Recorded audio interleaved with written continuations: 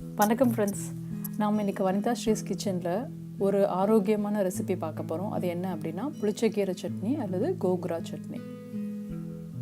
முதல்ல ஒரு வாணலி சூடு பண்ணிவிட்டு அதில் 2 டேபிள் ஸ்பூன் நல்லெண்ணெய் சூடாக்கிக்கலாம்.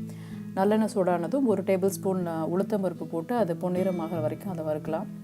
அது வறுபட்ட பிறகு ஒரு 10-12 வரமிளகாய் அதையும் போட்டு நல்லா அதை வறுத்துக்கலாம்.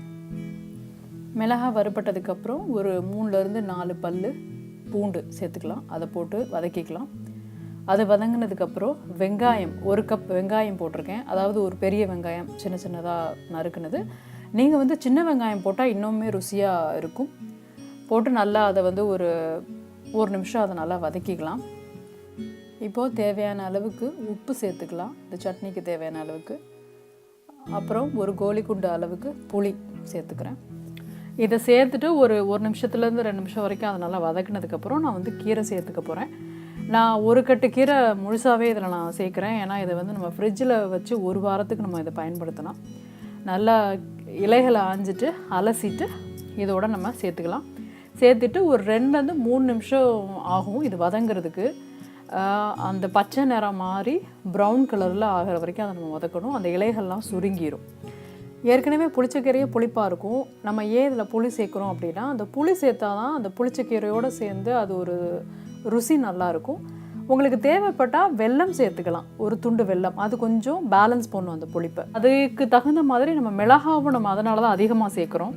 இந்த புளிப்புக்கும் அந்த மிளகாவுக்கும் நல்லா பேலன்ஸ் பண்ணிடும். அதனால தான் நான் ஒரு 10-12 மிளகா சேர்த்துருக்கேன். நீங்கள் உங்கள் வீட்டில் இருக்கிற மிளகாவோட காரத்துக்கு தகுந்த மாதிரி கொஞ்சம் தூக்கலாகவே சேர்த்துக்கலாம். இந்த துவையலோட அழகே என்னென்னா, கொஞ்சம் புளிப்பு, காரம், தேவைப்பட்டால் அந்த வெல்லத்தோட அந்த இனிப்பு, இதெல்லாம் சேர்ந்த ஒரு கலவை. மிக ஆரோக்கியமான ஒரு கலவைன்னு சொல்லலாம்.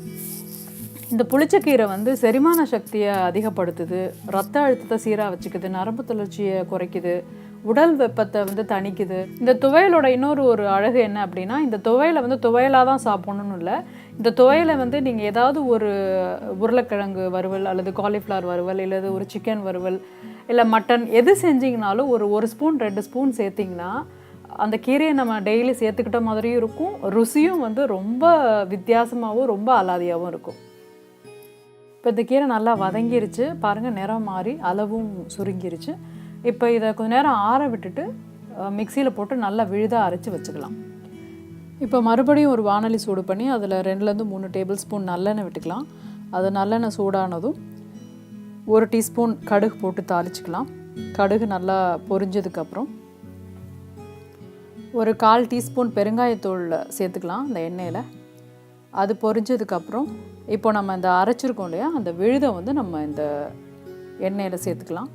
சேர்த்துட்டு இப்போ அந்த எண்ணெயிலே நம்ம சுருள வதக்க போகிறோம்.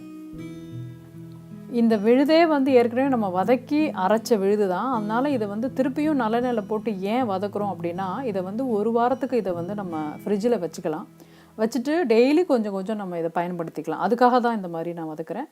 உப்பு ருசி பார்த்துட்டு இன்னும் கொஞ்சம் தேவைப்பட்டால் இன்னும் கொஞ்சம் போட்டுக்கலாம். அதனால் இந்த வதக்கிறது அதை 1 வாரம் கெடாமல் இருக்கிறதுக்காக தான் இந்த வதக்கிறது. இல்லைன்னா நீங்கள் அப்படியே கூட சாப்பிட்லாம். இந்த சமயத்தில் நீங்கள் காரத்தை கூட செக் பண்ணிக்கலாம். ரொம்ப புளிப்பாக இருக்குதுன்னு நீங்கள் ஃபீல் பண்ணிங்கன்னா இந்த சமயத்தில் தேவையான அளவுக்கு மிளகாத்தூள் கூட சேர்த்து கொதிக்க விடலாம். ஸோ இதை சிம்மில் வச்சு ஒரு 7-8 நிமிஷம் அது எண்ணெய் பிரிகிற அளவுக்கு நம்ம அதை சிம்மில் வச்சு கொதிக்க விட்டோம்னா நம்மளுடைய இந்த அருமையான கோங்குரா சட்னி தயார்.